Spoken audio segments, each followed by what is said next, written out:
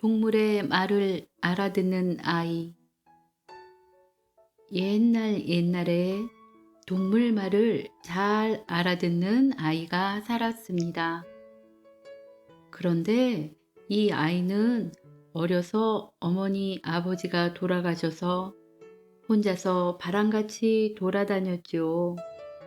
돌아다니다가 동물을 만나면 이야기를 나누었지요. 하루는 어디를 가다 보니 사람들이 많이 모여서 웅성웅성 떠들고 있었답니다. 무슨 일인가 하고 들어보니까 공주님이 아주 귀한 놀이개를 잃어버렸다는 것이었어요. 아주 귀한 놀이개였는데 이걸 찾아주는 사람을 임금님이 사위 삼겠다라고 했다는 것이에요. 옳지. 내가 그 놀이개를 찾아서 임금님 사위나 돼봐야지. 이렇게 생각하고 아이는 그날부터 놀이개를 찾는다고 부지런히 돌아다녔습니다. 하루는 산길을 가다 보니 원숭이 3마리가 시끄럽게 싸움을 하고 있는 것이에요. 그래서 무슨 말을 하나 잘 들어보니까 내가 먼저 보았으니까 내 것이야. 아니야. 내가 먼저 주었으니까 내 것이지. 둘 다 틀렸어. 어디에 쓰는 물건인지 내가 알아맞혔으니까 내 것이야. 이렇게 시끌벅적 싸우는 것이었어요.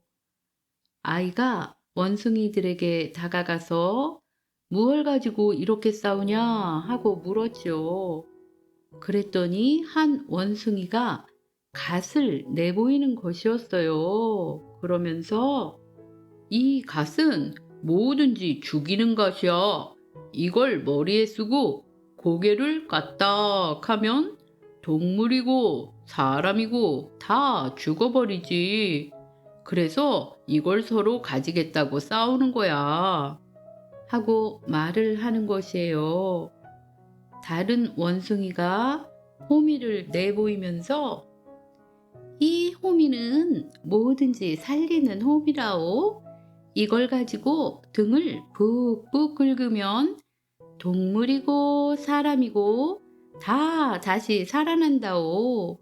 그래서 이걸 서로 가지겠다고 싸우고 있어. 또 다른 원숭이가 채찍을 내보이면서 이 채찍은 뭐든지 종이처럼 평평하게 만드는 채찍이야. 이걸 탁 치면 산이고 강이고 모두 평평한 길이 돼버리지. 이걸 서로 가지겠다고 싸우는 거야. 이렇게 말을 하는 것이었어요. 그리고는 3마리 원숭이가 부탁을 하였어요. 무슨 부탁을 하냐 하면 셋이서 아무리 싸워도 결판이 나지 않으니 심판을 해달라고 하는 것이에요. 그래서 갓하고 호미하고 채찍을 가지고 원뿔 모양의 갓은 머리에 쓰고 호미는 왼손에 들고 평평하게 만드는 채찍은 오른손에 들었어요. 그리고는 아이가 말했어요. 자, 이제부터 다른 박질로 저 건너편 소나무까지 갔다 와. 제일 먼저 오는 원숭이가 이걸 다 가지는 거야. 이렇게 말했죠. 원숭이들이 다른 박질을 했어요. 3원숭이가 소나무를 돌아서 달려오고 있었어요. 그래서 아이가 들어오는 순서대로 너는 1등, 너는 2등, 너는 3등 하면서 고개를 까딱까딱하며 등수를 매겼지요. 그랬더니 그만 원숭이가 모두 그 자리에 발딱 넘어져 죽어버린 것이에요.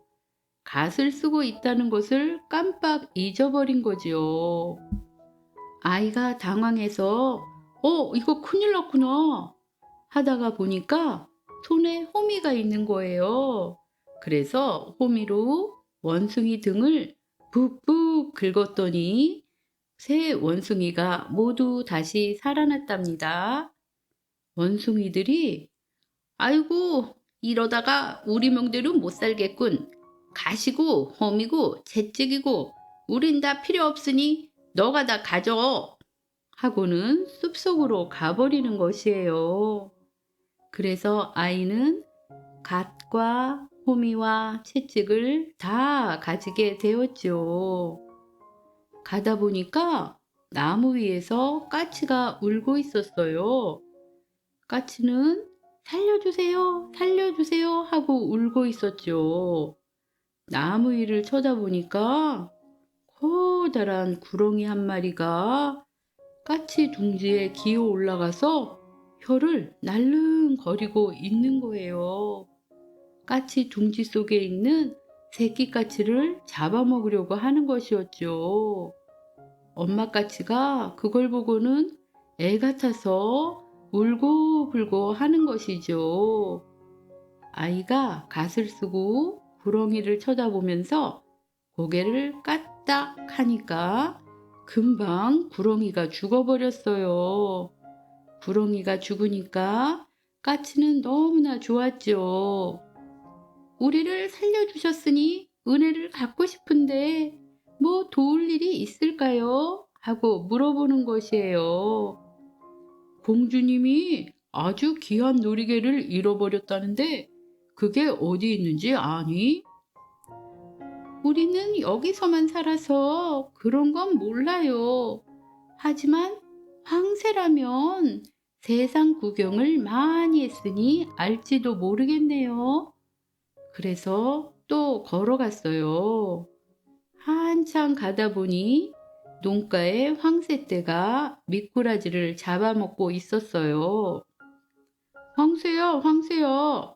공주님이 잃어버린 놀이개가 어디 있는지 아니? 미꾸라지 99마리만 잡아주면 가르쳐주지.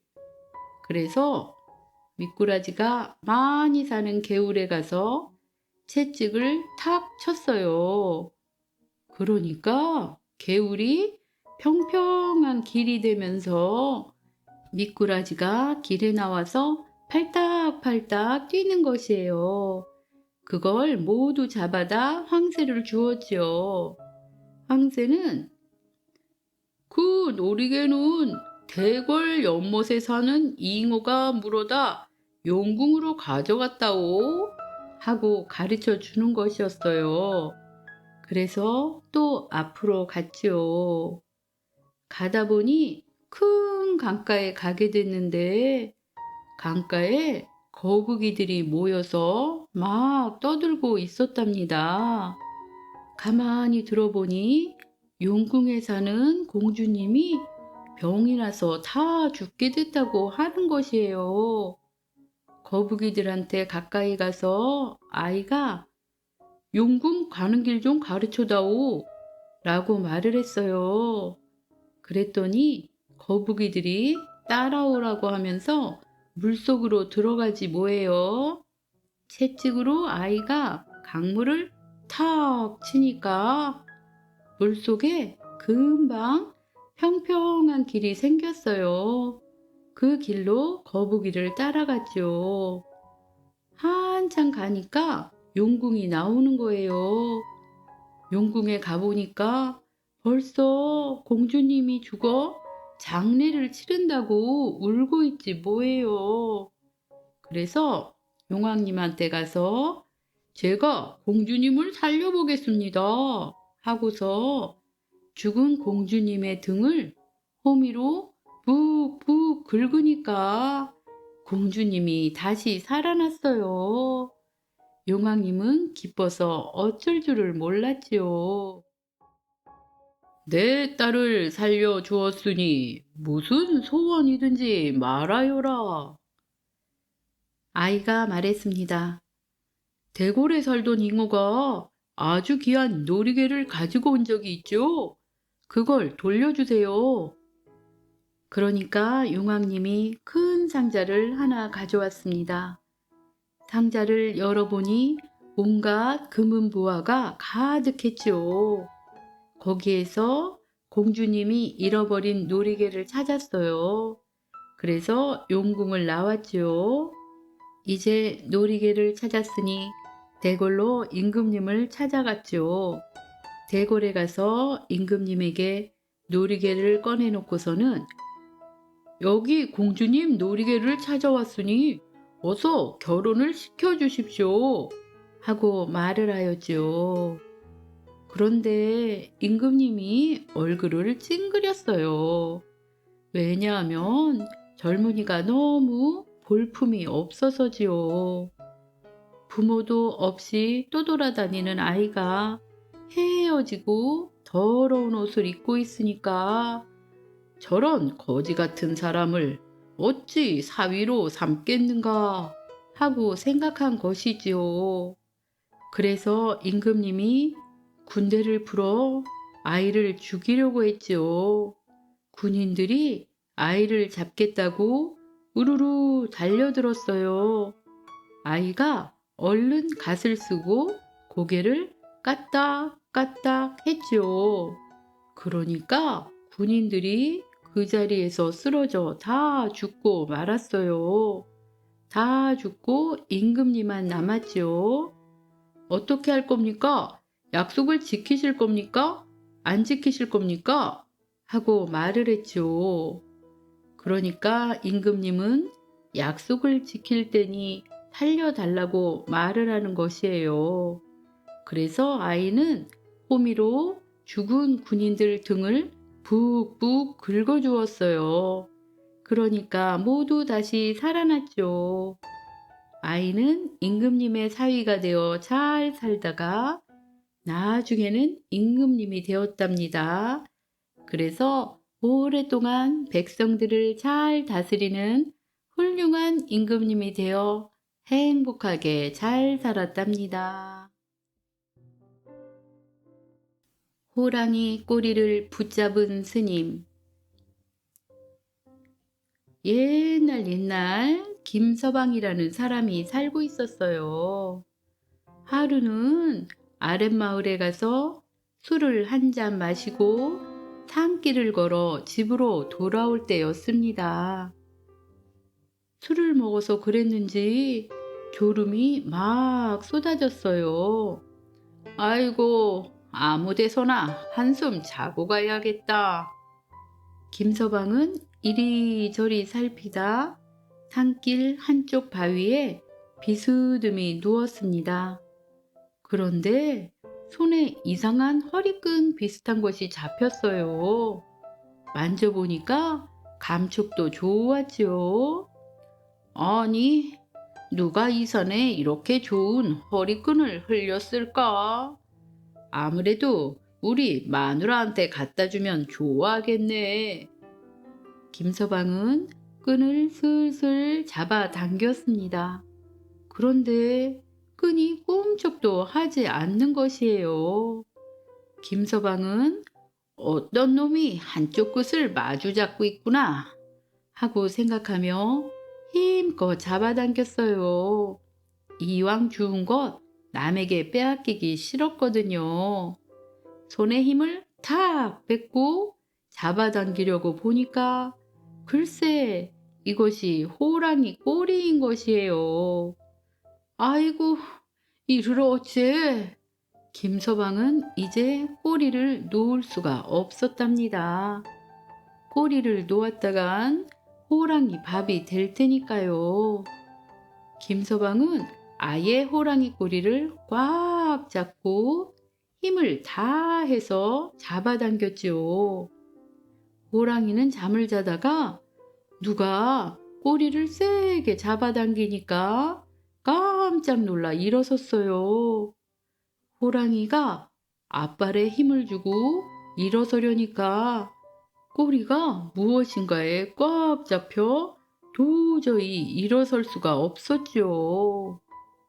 김서방은 바위에 발을 버티고 서서 죽기 살기로 꼬리를 잡아당겼어요. 호랑이도 힘을 다 썼지만 바위 틈에 낀 꼬리가 빠지지 않는 거예요. 호랑이와 김서방의 줄다리기는 한나절 내내 계속되었어요. 호랑이도 김서방도 기운이 다 빠졌지요. 해가 서산에 넘어가고 있었어요. 깊은 산중이라 지나가는 사람도 없어 누구에게 도와달라고 말할 수도 없었지요. 김서방은 등줄기에 식은땀이 줄줄 흘렀답니다. 그런데 이때 다행히도 스님 한 분이 산길을 지나갔어요. 스님, 이 호랑이 좀 때려잡아 주십시오. 저기 저 돌멩이 보이시죠? 저 돌멩이로 호랑이 머리를 힘껏 내려치시면 돼요. 어서요. 김서방은 소리를 질렀습니다. 그런데 스님은 김서방을 돌아보며 손을 마주잡고 합장을 하며 인사를 하는 것이에요. 나무 아미타불 관세음보살. 아니, 어서 돌멩이로 내리치라니까요. 김서방은 더욱 급해져서 소리쳤습니다. 그러나 스님은 바쁠 것 없다는 듯 그윽한 눈빛으로 호랑이와 호랑이 꼬리를 잡아당기고 있는 모습을 물끄러미 바라보는 것이에요. 그럴수록 김서방은 더욱 안타까워 소리를 질렀습니다. 저는 부처님을 모시는 불자입니다. 어찌 산 생명을 함부로 죽이겠습니까? 저를 이해해 주십시오. 저는 이만 가겠습니다. 뭐라고? 가겠다고요? 이런, 잠깐만요. 스님, 살아있는 생명을 죽이지 못하신다면 나랑 일을 바꿉시다. 바꾸다니요.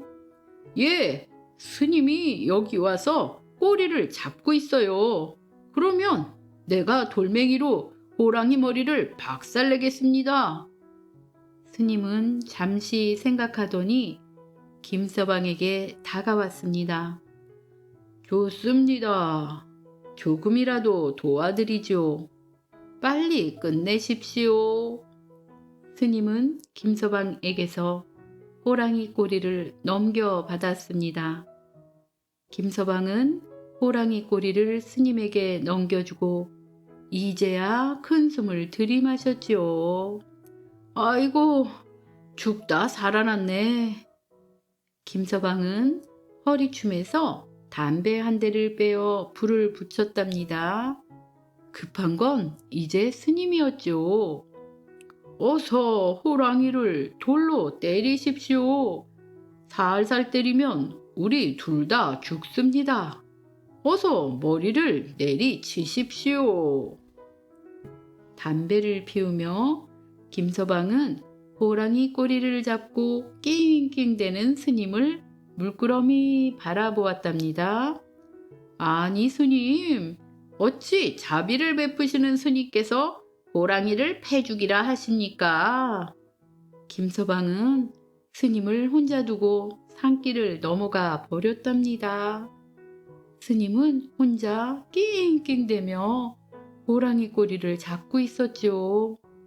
그러다가 호랑이 꼬리가 그만 쑥 빠졌답니다. 그 바람에 스님은 호랑이 꼬리를 잡고 뒤로 넘어졌지요. 호랑이는 꼬리를 뽑힌 채 산속으로 도망을 쳤답니다. 지금도 꼬리 없는 호랑이가 산속을 헤매고 있답니다.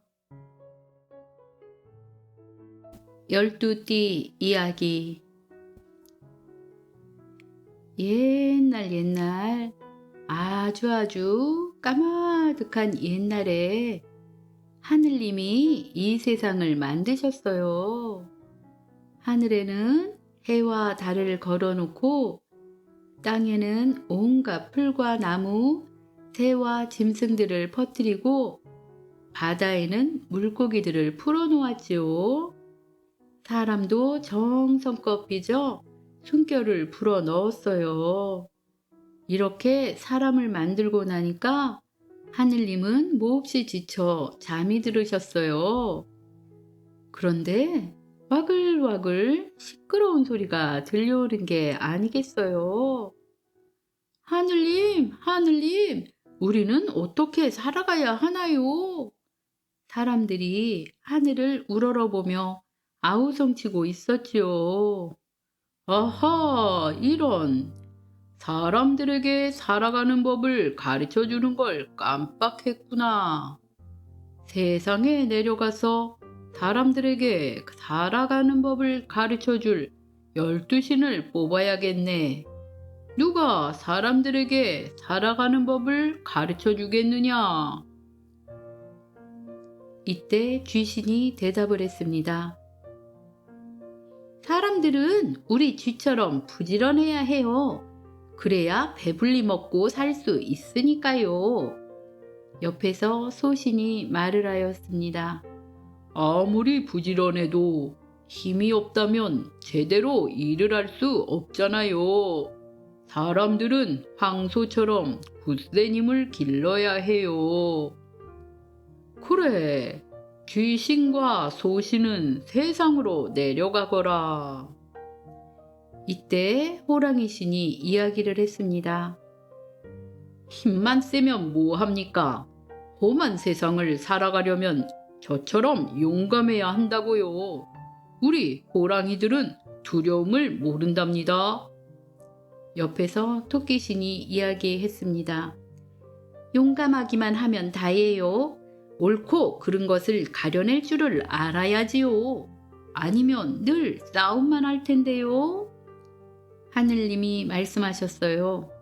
호랑이 신과 토끼 신도 세상으로 내려가거라. 용신이 말을 하였습니다. 모든 생명은 물이 없으면 살 수가 없어요. 저는 물로 생명을 키우겠어요. 옆에서 뱀신이 이야기를 했습니다. 사람들은 끈기와 참을성을 길러야 해요. 모든 멋진 일은 끈기와 참을성이 있어야 이룰 수가 있으니까요. 옳거니 용신과 뱀신도 어서 세상으로 내려가거라. 그때 말신이 이야기를 했습니다. 하지만 사람들이 언제나 참기만 할 수는 없잖아요. 사람들은 이 세상이 얼마나 넓은지 알아야 해요. 그러면 째째하게 다투지 않을 겁니다. 양신도 이야기를 했습니다. 세상이 아무리 넓다 해도 사람의 욕심을 다 채울 수는 없어요. 그러니까 사람들은 서로 나누고 양보할 줄 알아야 해요. 그래, 말신과 양신도 내려가거라. 옆에서 원숭이 신이 기다리다 이야기를 했습니다. 뭐니 뭐니 해도 사람들은 깨와 재주가 있어야 해요. 그래야 편하게 살 수 있을 테니까요. 닭신도 이야기를 했습니다. 재주만 있으면 다예요. 사람들은 하늘님이 정해놓은 시간에 따라 살아야 해요. 일어날 때와 잠들 때, 일할 때와 놀 때를 가릴 줄 알아야지요. 오, 어서 원숭이 신과 닭신도 세상으로 내려가거라. 개신이 이야기를 하였습니다. 시간보다 중요한 건 믿음이에요. 서로 믿고 따르면 모두가 친해질 수 있을 겁니다. 옆에서 돼지신도 이야기를 하였습니다. 다 좋아요. 하지만 너무 서두르면 일을 망치기가 쉽답니다. 느긋한 마음으로 살아야 행복해질 수 있지요. 오냐, 개신과 돼지신도 세상으로 내려가거라. 그런데 가장 늦게 고양이가 도착하였답니다. 잠깐만요, 하늘님. 제가 잠을 자다가 좀 늦었습니다. 저도 세상으로 보내주세요. 저는 세상 사람들이 혼자서도 잘 살 수 있도록 하겠습니다. 이제 됐다. 보아라. 세상이 편안해졌지 않느냐?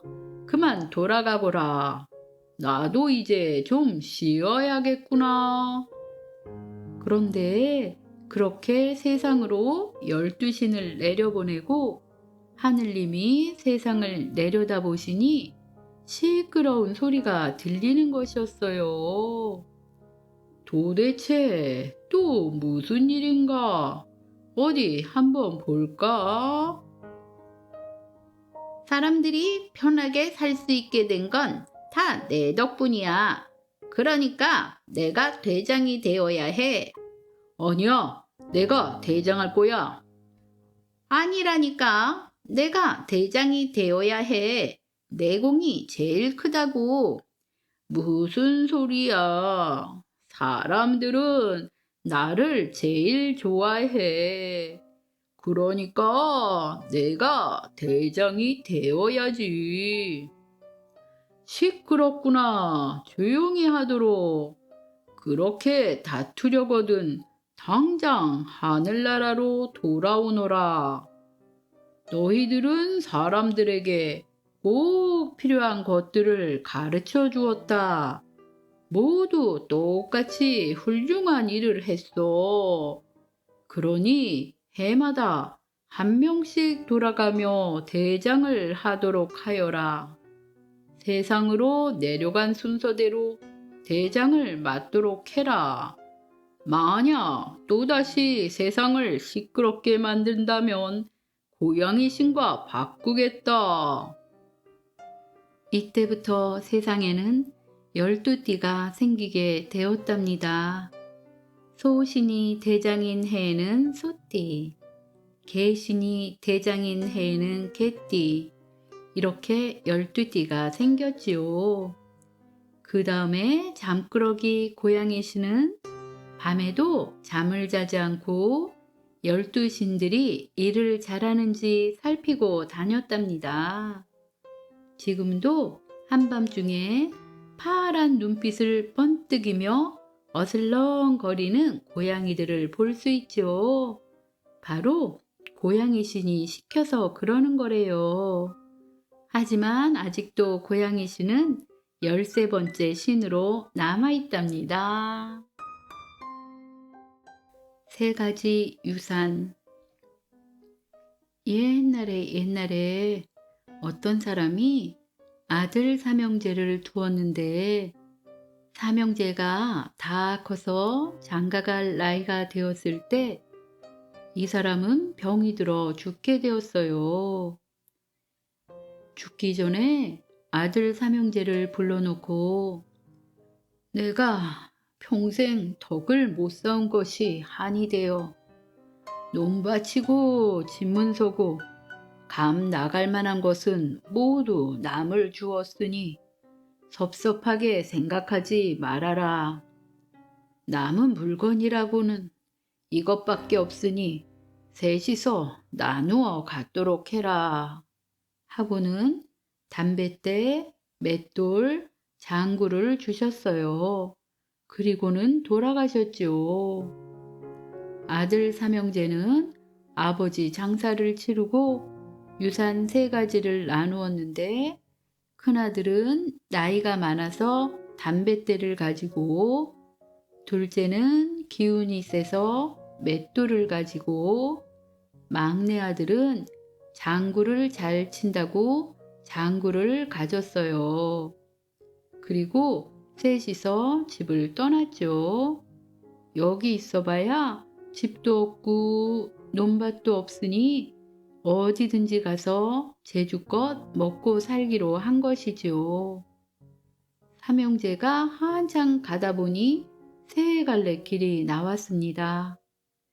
그래서 큰아들은 왼쪽 길로 가고 둘째 아들은 가운데 길로 가고 막내 아들은 오른쪽 길로 가기로 했어요. 새 아들이 의논하기를 여기서 헤어지되 누구든지 살만하게 되면 여기로 다시 돌아와 집을 짓고 살도록 하자. 그러면 우리 삼형제가 다시 만날 수 있을 것 아니냐. 이렇게 약속을 하고 헤어졌습니다.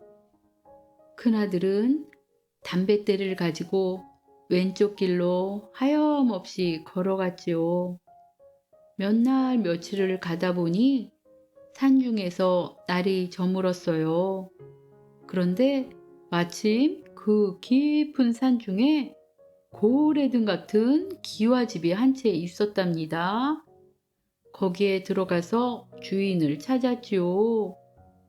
주인을 찾으니 아주 먼 데서 희미하게 누구시오 하는데 젊은 여자의 목소리였지요. 대문을 열고 들어가니 또 대문이 있고 대문을 열고 들어가니 또 대문이 있고 이렇게 12대문을 다 열고 들어갔어요. 그랬더니 대골 같은 집안에 아가씨 혼자 앉아 있는 것이에요. 귀중 처녀가 어찌 이 산중에 혼자 사시오? 하고 물어보았죠. 아가씨가 하는 말이 본래 우리 식구가 7이었어요. 그런데 며칠 전부터 밤마다 한 사람씩 죽더니 이제는 저 혼자 남았답니다. 오늘은 제가 죽을 차례예요. 이렇게 말을 하는 것이었어요. 이거 참 이상한 일도 다 있구나 싶어서 겁도 나지만은 산중에 아가씨가 혼자 죽는다는데 그냥 보고만 있을 수가 없었지요. 그래서 오늘 밤에 내가 무슨 일인지 알아볼 터이니 다락에 올라가 숨어 계세요 하고 말을 했죠. 그러니까 아가씨는 그러다가 손님까지 변을 당하시면 어쩌려고 그러세요 하고 말렸죠. 큰아들은 아무 걱정 말라고 하면서 아가씨를 다락에 숨겨 놓았습니다. 그리고는 큰아들은 아가씨 옷을 입고 촛불 밑에 앉아 있었죠. 밤이 깊어지니 밖에서 찬바람이 쉥 하고 일더니 12대문 여는 소리가 삐걱 삐걱 하면서 12번이 나는 거예요. 그러더니 촛불이 휙 꺼지면서 시꺼먼 것이 방 안으로 스르륵 들어오는 것이었어요. 들어오더니 어떻게 손을 쓸 새도 없이 기다랗고 시꺼먼 것이 다리를 휙 감아서 꼼짝도 못하게 하는 것이죠. 아이고, 이제는 꼼짝없이 죽었구나. 이럴 때 칼이라도 하나 있었으면 이걸 단번에 2동강 내버릴 텐데 수중에 가진 것이라곤 아무짝에도 쓸모없는 담뱃대뿐이니 이를 어쩐담. 그러다가 에라, 이왕에 죽을 바에는 아버지가 물려주신 담뱃대로 담배나 한 대 피우고 죽을란다 하고서 담뱃대를 물고 불을 당겼습니다. 그런데 이게 웬일입니까? 담배 연기를 몇 모금 내뿜었더니 다리를 감싸고 있던 것이 스르르 나가 떨어지는 것이에요. 촛불을 켜고 살펴봤더니 글쎄 길이가 사람보다 큰 커다란 왕지네가 쭉 뻗어 있지 뭐예요. 지네는 독한 담배 연기를 쬐면 죽거든요. 그래서 아버지가 물려주신 담뱃대 덕분에 목숨을 건졌지요. 그리고 나서 다락문을 열어보니 아가씨가 그 사이에 기절을 해서 정신을 못 차리고 있었습니다. 물을 끓여다 먹이고 팔다리를 주무르니 깨어났어요. 아가씨가 깨어나서 큰아들에게 절을 하면서 목숨을 구해주신 은인이니 평생 모시고 은공을 갚을까 합니다. 마침 부모님이 남기신 폐물이 있으니 이걸 가지고 함께 여기를 떠나요 하고 말하는 것이었어요. 그래서 큰아들은 예쁜 색시도 얻고 폐물을 팔아서 돈도 많이 가지게 되었지요. 그러니까 참 살만하게 되었답니다. 그래서 동생들과 약속한 대로 갈림길로 돌아와서 집을 짓고 살았지요. 둘째 아들은 맷돌을 짊어지고 가운데 길로 갔습니다. 몇 날 며칠을 하염없이 갔지요. 가다 보니 둘째 아들도 산중으로 들어가게 됐는데 날이 저물어 묵을 곳을 찾다 보니 다 쓰러져가는 집이 하나 있는 것이었어요. 거기 가서 아무리 주인을 찾아도 대답이 없었지요. 들어가 보니 빈집이었어요. 다리도 아프고 기운도 없고 해서 거기서 하룻밤을 자기로 했답니다. 누워서 잠을 청하는데 갑자기 밖에서 시끌벅적한 소리가 들리는 것이에요. 내다보니 키가 장승만한 도깨비들이 방망이를 하나씩 들고 시끄럽게 떠들면서 들어오는 것이에요. 아이쿠, 내가 집을 잘못 들어왔구나. 둘째 아들은 급한 김에 맷돌을 둘러매고 다락으로 올라갔습니다. 다락으로 올라가서 다락문 틈으로 가만히 내다보니 험상궂은 도깨비들이 우르르 몰려 들어와서 얘들아, 배고픈데 밥이나 먹자 하더니 밥 나와라, 밥 하고서 들고 있던 방망이를 빨랫방망이 두드리듯이 뚝딱뚝딱 두드리는 것이에요. 그러니까 금방 하얀 쌀밥이 계속 나오는 것이에요. 저것이 말로만 듣던 도깨비 방망이로구나 하면서 보고 있으니 도깨비들이 밥을 다 먹고 금 나와라, 은 나와라 하면서 장난을 치다가 나중에는 춤을 추고 한바탕 잔치를 벌였지요. 밤이 거의 지나가고 새벽녘이 될 때 갑자기 한 도깨비가 얘들아, 사람 냄새가 난다 하면서 코를 벌름벌름 하는 것이에요. 그러니까 다른 도깨비들도 킁킁 냄새를 맡으면서 돌아다니더니 저 다락에 사람 냄새가 난다 하면서 둘째가 숨어있는 다락으로 올라오는 것이에요. 아이고, 이제는 꼼짝없이 죽었구나. 이럴 때 몽둥이라도 하나 있었으면 도깨비들을 한 대씩 후려치고 도망갈 텐데 가진 것이라고는 아무짝에도 쓸데없는 맷돌뿐이니 어쩐담. 에라, 이왕에 도깨비한테 잡혀 죽을 바에는 아버지가 물려주신 맷돌이나 한번 돌려보고 죽을란다 하면서 맷돌을 드르륵 드르륵 돌렸답니다. 그랬더니 도깨비들이 맷돌 소리를 듣고 혼비백산을 해서 방망이고 뭐고 몽땅 집어던지고 도망을 가는 거예요. 빈 맷돌을 드르륵 드르륵 돌려댔으니 그 소리가 무척 컸지요.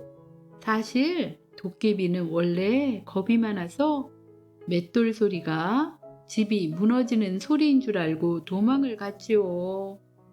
둘째 아들이 다락에서 내려와 보니 금방망이, 은방망이가 쌓여 있었답니다. 도깨비들이 던져놓은 것이지요. 그것을 주워가지고 나왔답니다. 그래서 아버지가 물려주신 맷돌 덕분에 부자가 됐지요. 부자가 되어서 살만하니까 형제끼리 약속한 대로 갈림길로 돌아와 집을 짓고 살았답니다. 막내 아들은 장구를 둘러매고 오른쪽 길로 갔습니다. 몇 날 며칠을 걸어서 아주 먼 곳에 갔지요. 그런데 어쩌다 보니 막내 아들도 깊은 산 중에 들어가게 되었어요. 거기는 아주 깊은 산중이라 아무것도 없었답니다. 어느새 밤이 되었지요. 그래서 여기저기 헤매고 다니다 보니 저만치 앞에서 시퍼런 불빛이 번쩍번쩍 하는 것이에요.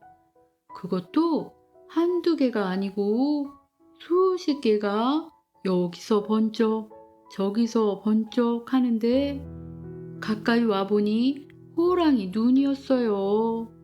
호랑이들이 막내 아들을 잡아먹으려고 떼지어 몰려온 것이지요. 막내 아들은 급하게 근처에 있는 나무 위로 올라갔습니다. 그랬더니 호랑이들이 목발을 타고 올라오는 것이에요. 제일 큰 호랑이가 밑에 엎드리고 그 다음 호랑이가 그 위에 올라타고 또 그 다음 호랑이가 그 위에 올라타고 이렇게 목말을 타고 올라오는 것이었어요. 잠깐 사이에 닿을 것 같았지요. 꼼짝없이 호랑이 밥이 되겠다 하고 생각했답니다. 이제는 죽었구나. 이럴 때 활이라도 하나 있었으면 저 호랑이들을 쏘아 죽일 텐데 가진 거라고는 아무짝에도 못 쓰는 장구뿐이니 어쩐담. 그러다가 에라, 이왕에 호랑이 밥이 될 팔자라면 아버지가 물려주신 장구나 한번 쳐보고 죽어야겠다 하고서는 장구를 쿵덕쿵덕 쳤습니다. 동동 동덕쿵 얼씨구 동동 동덕쿵 절씨구 아주 노래까지 곁들여 한바탕 신나게 쳤지요.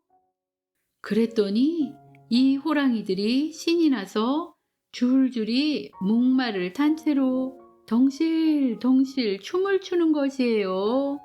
어깨도 으쓱으쓱, 앞다리도 덜렁덜렁, 뒷다리도 움찔움찔 이렇게 춤을 추다가 목말이 와르르 무너지면서 죄다 목이 부러져서 죽어버린 것이에요. 날이 새서 막내 아들이 내려와 보니 나무 밑에 호랑이들이 다 죽어 있었지요. 그래서 호랑이 가죽을 팔아서 돈을 아주 많이 벌었답니다. 그렇게 해서 막내도 살만하니까 형님들과 약속한 대로 갈림길에 돌아와서 집을 짓고 살았지요. 삼 형제는 모두 모여 오래오래 행복하게 살았답니다.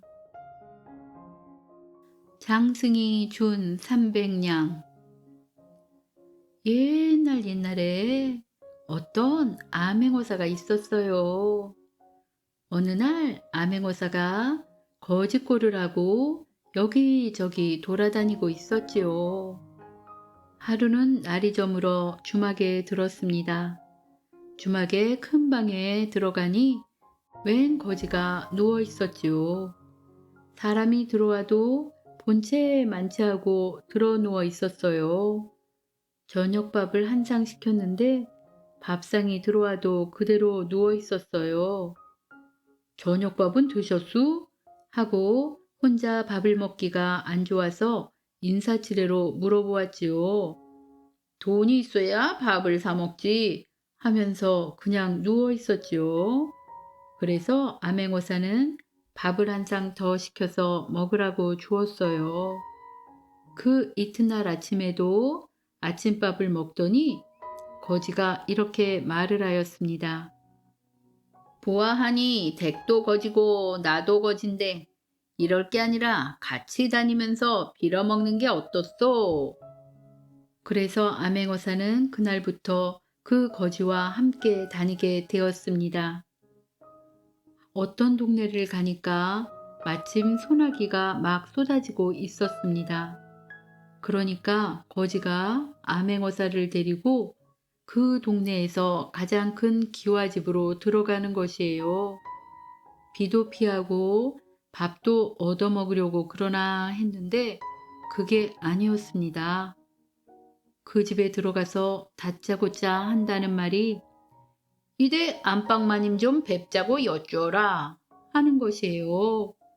안에서 안주인이 나오니까 지금 이댁 식구 세 사람 목숨이 위태롭게 됐으니 잔말 말고 나 시키는 대로 하시오. 이렇게 말을 하는 것이에요.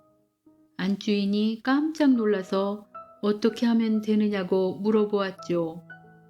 지금 당장 마당에 멍석을 깔고 머리 풀고 곡을 하시오 하고 말하는 것이에요. 안 그러면 사람이 죽는다니 멍석을 깔고 머리를 풀고 아이고 아이고 하면서 곡을 하였지요. 그때 이 집 남편은 머슴들을 데리고 뒷산에 나무를 베러 갔습니다. 어머니가 나이가 90이시니 언제 돌아가실지 모르니 미리 관을 마련해 놓는다고 간 것이었죠. 그래서 나무를 베는데 갑자기 소나기가 와서 비를 피한다고 큰 나무 밑에 들어가 있었지요. 그런데 마을에서 아이고 아이고 곡소리가 들리니 목을 빼고 내려다 보았죠. 보니까 자기 부인이 머리를 풀고 곡을 하는 것이에요. 아이고 어머니가 돌아가셨나 보다. 얘들아 어서 내려가자 하고 머슴들을 데리고 불이 나게 달려왔죠. 막 내려오는데 뒤에서 바위가 쿵 하고 무너지는 것이에요. 그때 안 내려왔으면 세 사람이 바위에 깔려서 다 죽을 뻔한 것이지요. 남편이 헐레벌떡 내려와 이야기를 들어보았습니다. 거지에게 절을 12번도 도하면서 은인이라고 대접이 극진하였지요. 우리 세 사람 목숨을 살려주셨으니 무엇으로 보답하면 좋겠소?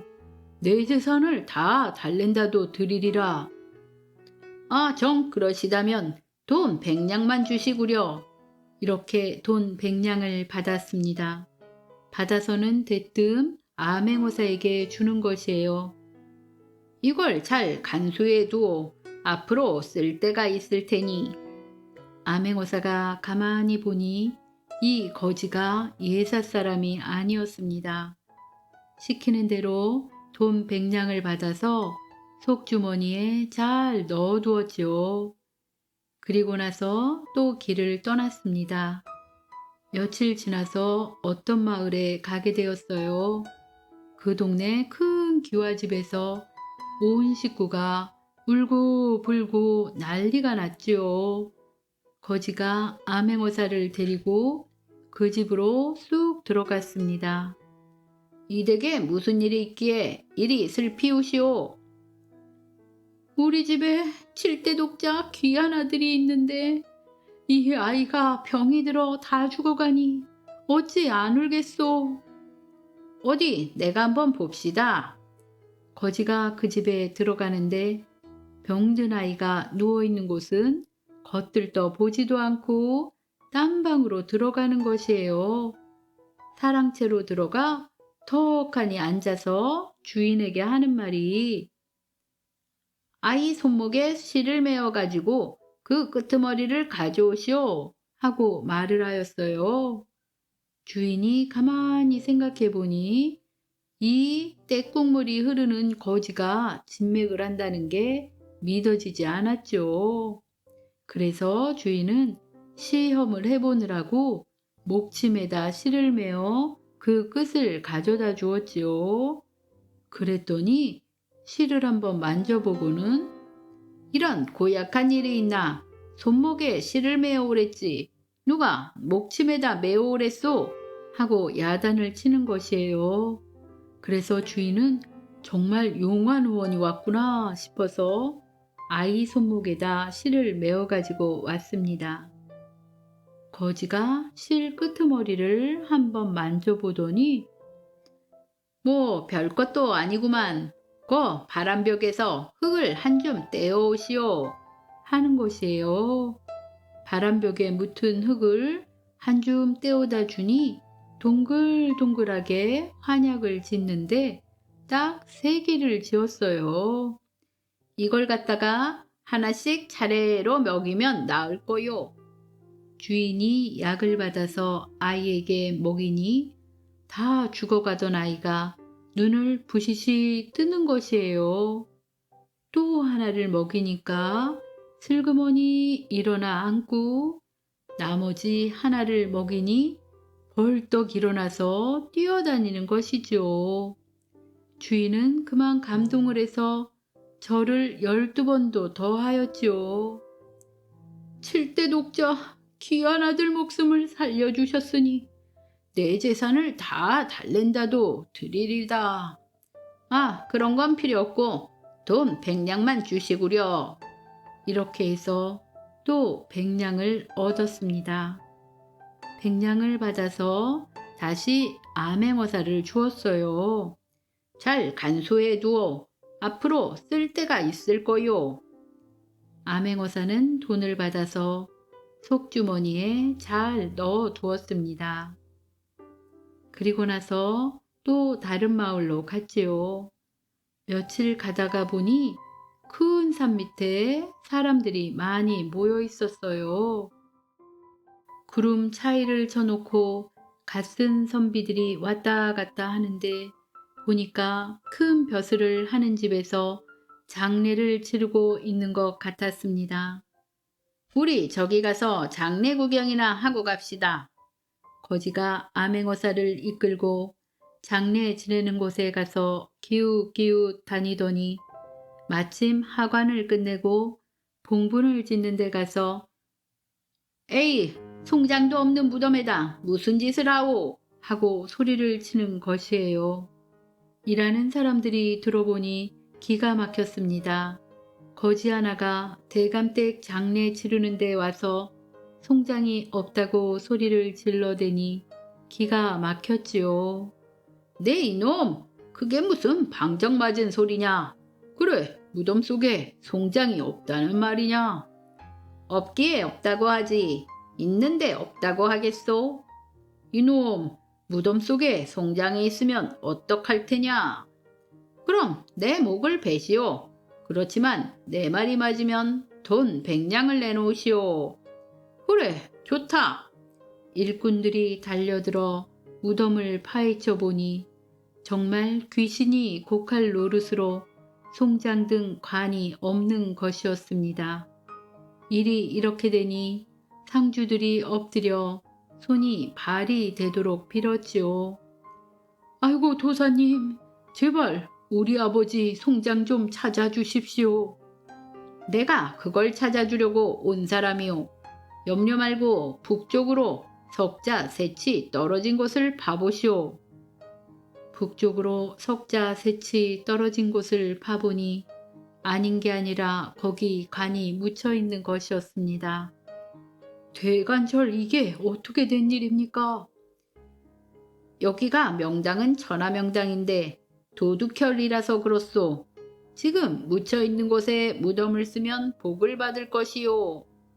이렇게 해서 무사히 장례를 지내고 나니 상주들이 고맙다고 저를 12번도 더 하였습니다. 묘자리를 이렇게 잘 보아주셨으니 우리 재산을 다 달라고 하셔도 내놓겠습니다. 아, 그런 건 필요 없으니 약속대로 돈 100냥만 주시구려. 이렇게 또 100냥을 받았습니다. 받아가지고는 또 암행어사를 주었지요. 이것도 잘 간직해 두어. 반드시 쓸 때가 있을 거요. 암행어사는 그 돈도 주머니에 잘 넣어 두었습니다. 그리고 나서 또 길을 가는데 거기는 산중이라 한참을 가도 사람 사는 마을이 없었습니다. 그런 산중에서 갑자기 거지가 자, 이제 우리는 그만 헤어져야 되겠소 하는 것입니다. 이 산중에서 헤어지면 나는 어떡하란 말이오. 염려 말고 이 길로 쭉 올라가시오. 가다가 보면 사람을 만나게 될 거요.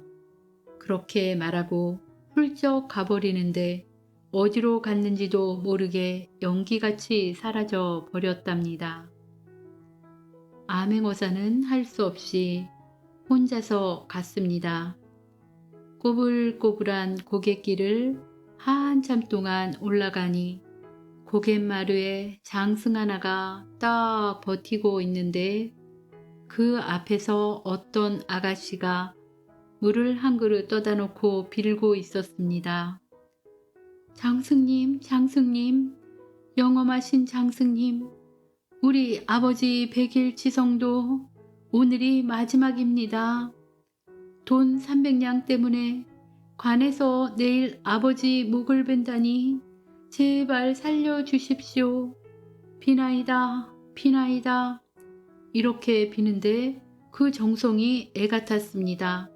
그래서 암행어사가 가서 무슨 일로 이렇게 비느냐고 물어보았지요. 저희 아버지가 관청에서 일하는 심부름꾼이온데 심부름 중에 나랏돈 300냥을 잃어버렸답니다. 내일까지 돈 300냥을 관청에 갖다 바치지 않으면 아버지 목을 벤다는데 돈을 구할 길이 없어 여기서 백일 치성을 드리고 있는 중입니다. 하고 말을 하였습니다. 암행어사가 그 말을 듣고 가만히 생각해 보니 거지가 마련해준 돈 300냥이 자기 주머니에 들어있었지요. 반드시 쓸 때가 있으리라 하더니 이를 두고 한 말이로구나 생각하고 돈 300냥을 꺼내어 아가씨에게 주었습니다. 자, 아무 염려 말고 이것으로 아버지 목숨을 구하시오. 이렇게 해서 아가씨의 아버지를 구하게 되었습니다. 그런데 암행어사가 장승을 자세히 보니 장승의 얼굴이 많이 본 얼굴이었습니다. 아까까지 같이 다닌 거지의 얼굴이었던 것입니다. 천년 묵은 진해. 옛날 어느 산골에 약초 캐는 총각이 살았습니다. 날마다 깊은 산속에 들어가서 약초를 캐가지고 장에 내다 팔아 겨우겨우 먹고 살았지요. 그러다 보니 나이 30살에 장가도 못 가고 혼자 살고 있었답니다. 하루는 이 총각이 깊은 산중에 들어가서 약초를 캤는데 약초 캐는데 정신이 팔려서 날이 저무는 것도 몰랐죠. 정신을 차리고 보니 벌써 어두워졌는데 서둘러 산에서 내려온다는 게 점점 더 깊은 산중으로 들어가게 되었어요. 한참 동안 산속을 헤매다 보니 저 멀리서 불빛이 반짝반짝 보였답니다. 얼른 불빛을 따라갔지요. 가서 보니 오막살이 초가가 한 채 있었습니다. 이보쇼 이보쇼 하고 주인을 찾았지요. 그랬더니 아주 예쁜 아가씨가 나오는 것이었습니다. 산중에서 약초를 캐다가 날은 저물고 길을 잃어 곤란하게 되었으니 하룻밤만 묵게 해 주십시오. 하니까 서슴없이 들어오라고 하는 것이에요. 방에 들어가니 따뜻한 밥을 지어 저녁밥도 잘 차려 주었죠. 그것을 먹고 하룻밤을 잘 잤답니다. 다음날 아침이 되니 아가씨가 아침도 잘 차려 주었죠. 밥을 먹고 나니 아가씨가 약초를 캐면 얼마나 버시나요? 딸린 식구가 있으신가요? 하고 물어보는 것이에요. 그래서 약초를 팔아 입에 풀칠이나 하니 몇 푼 번다고 할 수도 없습니다. 아직 혼인을 못했으니 딸린 식구도 없다오 하고 말을 했습니다. 그랬더니 아가씨가 반색을 하면서 하는 말이 그렇다면 저와 함께 살아요. 장이 안 서는 날에는 마당이나 쓰시고 장이 서는 날에는 비가 오나 눈이 오나 장에 가서 보고 들은 것을 저한테 이야기만 해주시면 돈을 10냥씩 드릴게요. 하고 말을 하는 것이었습니다. 가만히 듣고 보니 그보다 더 좋은 일이 없을 것 같았지요. 게다가 노총각이 예쁜 색시까지 얻을 판국이니 마다할 까닭이 없었답니다. 그래서 그렇게 하기로 하고 색시와 함께 살게 되었답니다. 장이 안 서는 날에는 마당이나 쓸고 놀다가 장날만 되면 비가 오나 눈이 오나 바람이 부나 장터에 나가 이것저것 보고 듣고 그것을 모두 색시한테 알려주었지요. 그러면 색시는 그냥 고개를 끄덕끄덕 하면서 듣기만 하였답니다. 그렇게 살다 보니 3년이 지나가게 되었습니다. 3년이 지난 후에 하루는 이 남편이 장에 갔더니 어떤 초립동이가 나귀를 타고 지나가는데 초립에 방울을 달아서 딸랑딸랑 소리를 내며 지나가는 것이에요. 나귀 목에 달 방울을 자기 초립에 달았으니 정말 우스웠지요. 그날 집에 돌아와서 색시한테 그 이야기를 했습니다. 오늘은 장에서 참 우스운 것도 봤소. 무엇을 받기에 그러세요? 멀쩡하게 생긴 초립동이가 글쎄 초립에 방울을 달고 딸랑거리며 지나가지 않겠소? 그랬더니 색시 얼굴이 확 달라지는 것이었습니다. 깜짝 놀라는 것이죠. 그리고는 다음 장날 또 그 초립동이를 만나거든 반드시 뒤를 밟아 어디에 사는지 알아오세요 하고 말하는 것이었습니다. 그 다음 장날이 되어 장에 갔더니 정말로 그 초립동이가 또 방울을 딸랑거리면서 지나갔지요. 가만 뒤를 밟았습니다. 따라가 보니 이 초립동이가 장터를 지나서 산으로 들어가는 것이에요. 산으로 들어가서 어디로 가나 하고 보니 컴컴한 동굴 속으로 쑥 들어가지요. 야, 이상한 일도 다 있구나. 멀쩡한 사람이 나귀를 타고 동굴 속으로 들어가다니 하면서 동굴을 기웃거리고 있는데 그 초립동이가 동굴에서 다시 쑥 나오는 것이었습니다. 나와서 하는 말이 당신은 필경 웬 색시의 부탁으로 내 뒤를 밟은 것이지요? 하고 물어보는 것이었습니다. 그래서 할 수 없이 그렇다고 대답을 했지요. 그랬더니 지금 당신과 함께 살고 있는 색시는 사람이 아니고 천년 묵은 지네요. 오늘 저녁에 돌아가면 당신은 지네한테 잡아먹힐 거요. 이렇게 말을 하는 것이었습니다. 3년을 함께 산 색시가 천년 묵은 지네라니 정말 믿어지지 않았지만 자기가 잡아먹힌다니 덜컥 겁이 났지요. 그래서 그럼 어떻게 하면 살 수 있나요? 하고 물어보았습니다. 초립동이가 하는 말이 장에 가서 독한 담배를 한 발 사가지고 온몸에 담배찐을 바르고 가시오. 그리고 뒷문으로 몰래 들어가서 문구멍으로 들여다보시오. 지네가 보이면 담배 연기를 문구멍으로 뿜어 넣으시오. 그러면 지네는 죽고 당신은 살 거요. 이렇게 말하는 것이었습니다. 이 사람은 초립동이 말대로 장에 가서 독한 담배를 한 발 사가지고 담배찐을 내어서 온몸에 잔뜩 발랐죠. 그리고 집으로 갔습니다.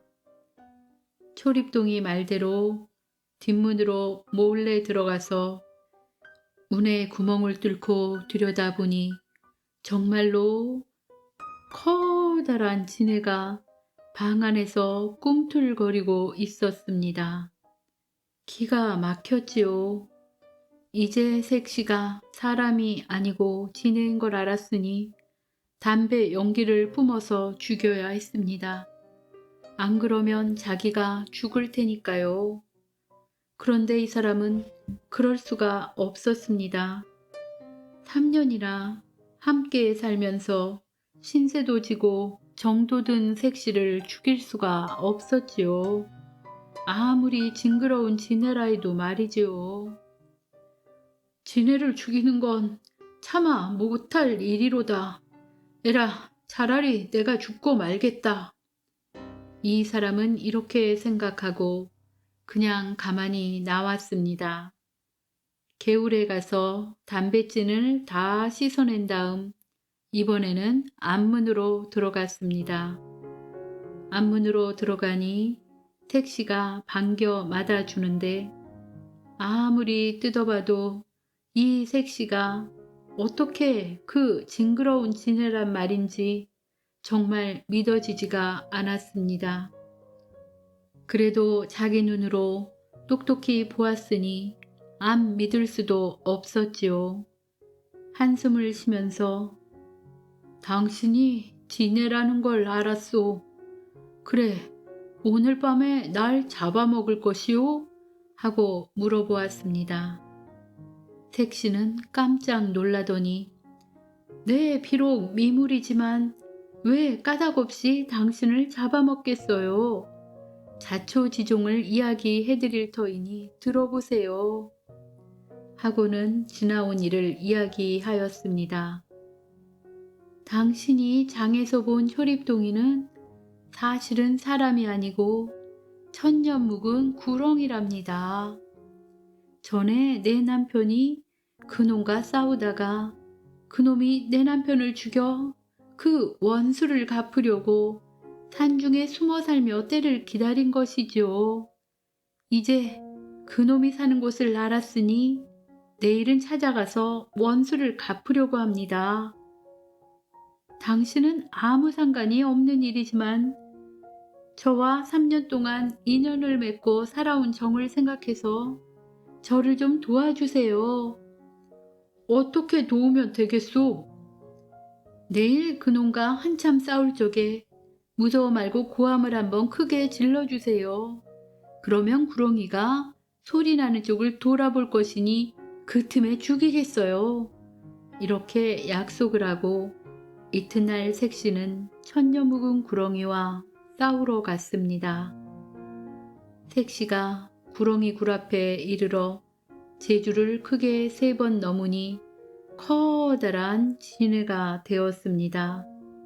그러니까 굴 속에서 커다란 구렁이가 스르르 기어나와 둘이서 싸움이 붙었지요.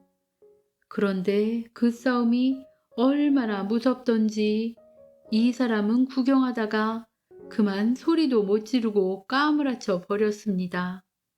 지네와 구렁이는 한참 동안 싸우다가 지쳐서 더 싸우지 못하고 헤어졌지요. 지네가 다시 색시가 되어 이 사람을 흔들어 깨워가지고 집으로 갔습니다. 그날 밤에 색시는 내일 싸울 때는 꼭 고함을 크게 질러달라고 단단히 부탁을 하였지요. 이 사람은 알겠다고 다짐을 했지만 그 다음날 싸움판에 나가보니 얼마나 무섭던지 온몸이 빳빳하게 굳어 목에서 소리가 나오지 않았습니다. 그래서 또 고함을 못 지르고 말았지요. 그날도 결판을 내지 못하고 집으로 돌아왔습니다. 그날 밤에 색시는 이 싸움은 사흘 만에 결판이 나야지 그렇지 않으면 또 3년을 기다려야 한답니다. 그렇게 되면 저놈이 당신부터 잡아먹으려고 할 것이에요. 내일은 마음을 단단히 먹고 꼭 고함을 질러주세요 하고 신신당부를 하였습니다. 그 다음날 이 사람은 마음을 단단히 먹고 싸움터에 갔습니다. 지네와 구렁이가 맞붙어 싸우는데 그 기세가 얼마나 사나운지 둘이서 공중으로 붕붕 떠올라서 싸우는 것이에요. 공중에서 한참 뒤엉켜 싸울 적에 이 사람이 젖먹던 힘을 다 내어서 저놈 잡아라! 하고 크게 고함을 질렀습니다. 구렁이는 한참 싸우다가 갑자기 고함 소리가 나니 깜짝 놀라서 땅을 내려다 보았지요. 그 틈을 타서 지네가 구렁이 목을 물어 죽여버렸습니다. 지네는 다시 색시 모습이 되어서 저는 이제 한을 다 풀었으니 본래 사는 곳으로 돌아가겠습니다. 당신은 이 길로 우리가 살던 집에 가보세요. 가보면 괴짝이 하나 있을 것입니다. 거기에 돈이 들어있으니 그걸 가지고 잘 사세요. 하고는 연기같이 사라져 버렸습니다. 이 사람이 산속에 같이 살던 집으로 돌아와 보니 집은 온데간데 없고 그 자리에 큰 괴짝이 하나 있었습니다. 그 속에는 돈이 가득 들어 있었지요. 그 이후로는 그걸 가지고 오랫동안 잘 살았답니다.